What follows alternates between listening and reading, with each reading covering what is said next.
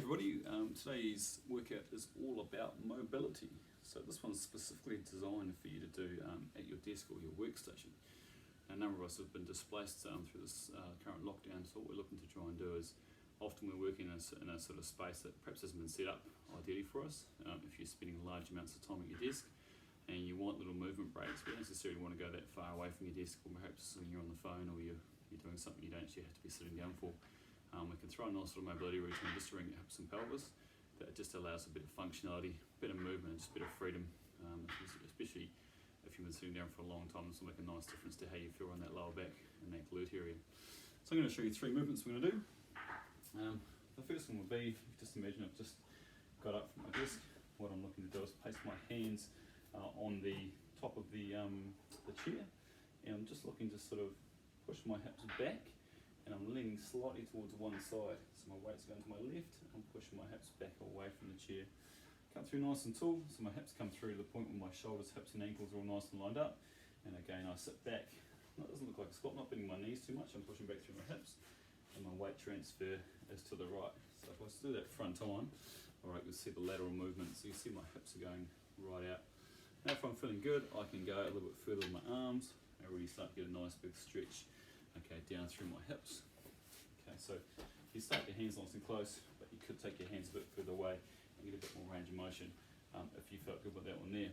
The second one I'm going to recommend you do looks quite similar. This time through, we're going to get you to lean back for a start, so getting a bit of length through your spine. But you will notice that my lower back stays nice and flat.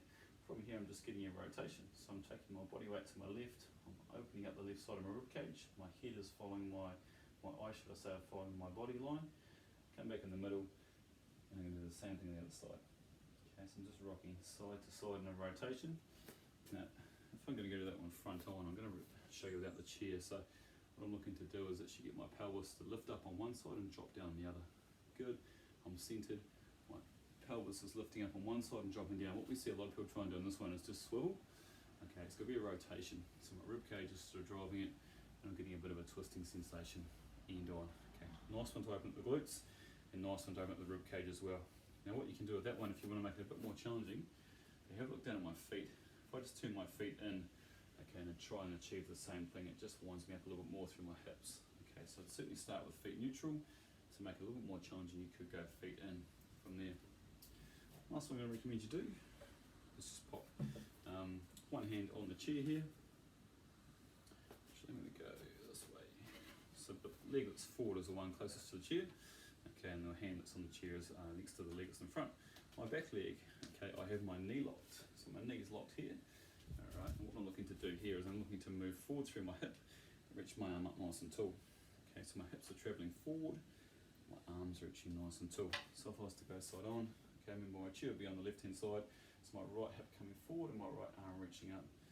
My right foot, my back leg, the heel can come off the ground, but the knee does stay locked. Alright, I don't want to see you soften the knee. Let's keep the knee locked the whole time. Okay, we're doing that motion there. Okay, we're going to do the same thing on the other side, coming through and reaching up.